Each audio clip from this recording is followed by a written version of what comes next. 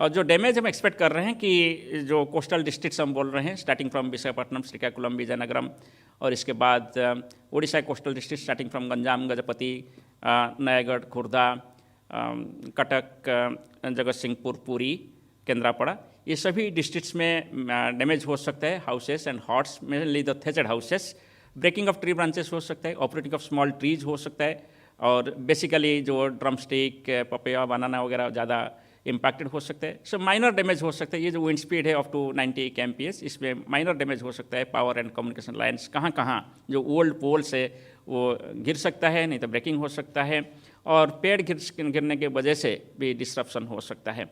Localise flooding हो सकता है क्योंकि अभी तक जो बारिश हुआ है ना, सितंबर, अक्टूबर, नवंबर महीना में अच्छा बारिश हुआ है इस एरिया में। सो इसलिए सॉइल सेचुरेटेड है, सो रन ऑफ ज़्यादा होगा, इसलिए लोकलाइज फ्लडिंग हो सकता है, इनंडेशन हो सकता है, वाटर लॉगिंग हो सकता है, ये सभी कोस्टल एरिया में। और हेवी रेन की वजह से कोस्टल एरिया में विजिबिलिटी बहुत पुअर हो जाएगा। सो इसलिए आप कोई ड्राइविंग नहीं करना चाहिए इस एरिया में। सेफ प्लेसेस में लोग रहना चाहिए। और कच्चा रोड्स भी डैमेज हो सकता है बारिश की वजह से।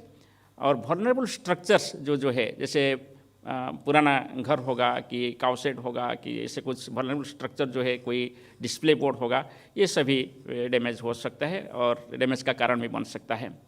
जो नॉर्थ कोस्टल आंध्र प्रदेश और साउथ कोस्टल उड़ीसा का जो एरिया है, वहाँ ईस्टर्न घाट्स प्रोमिनेंट है। वो ईस्टर्न घाट्स एरिया में यूजुअली लैंडस्लाइड हो जाता है, इसलिए हम सब भी केयरफुल रहना चाहिए कि पॉसिबल लैंडस्लाइड्स को देखते हुए या मॉडस्लाइड्स को देखते हुए। हॉर्टिकल्चर और स्टैंडिंग क्रॉप्स जो है, इस टाइम पर इस एरिया में पेडी एक मेजर कल्टीवेशन है। इसके साथ साथ बनाना और पपैया वगैरह भी होते हैं, बहुत सारे हॉर्टिकल्चर क्रॉप्स होता है, वेजिटेबल्स होता है। सो ये सभी डैमेज हो सकता है, इसलिए हम लगातार लास्ट 3 to 4 डेज हम बोल रहे हैं कि ये सभी हम हार्वेस्ट कर लेना चाहिए। और जो हार्वेस्टिंग स्टेज में है, जो हार्वेस्टिंग स्टेज में नहीं है, वहाँ पानी ड्रेन आउट करने के लिए अरेंज करना चाहिए। इसके साथ साथ जो हार्वेस्ट करके हम फील्ड में छोड़े हैं, इसको लेकर सेफ एंड सिक्योर प्लेसेस में रख देना चाहिए। और बारिश की वजह से जो रिवर एंड फ्लडिंग का बात करें तो जो सेंट्रल वाटर कमीशन जो गाइडेंस देते हैं, इसको हम देख सकते हैं। और मेनली मैं ये बोलूँगा, जो कोस्टल टाउनशिप है इस एरिया में, वहाँ भी अर्बन फ्लडिंग जैसे सिचुएशन कभी कभी हो सकता है, इसके लिए हम ध्यान देना चाहिए। Next please. सो एक्शन हम यही सजेस्ट कर रहे हैं कि total suspension of fishing operations, coastal hutment dwellers to move to safe places, people in affected areas to remain indoors, movement of motor boats on safe है, क्योंकि यहाँ बहुत सारे नदियाँ हैं और समुद्र के इलाके है, कोई मोटर बोट्स सेफ नहीं है वहाँ जाना, और कंट्री बोट भी नहीं जाना चाहिए। और एलंगड ऑफशोर इंस्टॉलेशन के लिए हम यही बोल रहे हैं कि 3 दिसंबर में आज से रेगुलेट करिए, और 4th और 5th को कम्प्लीटली सस्पेंशन होना चाहिए।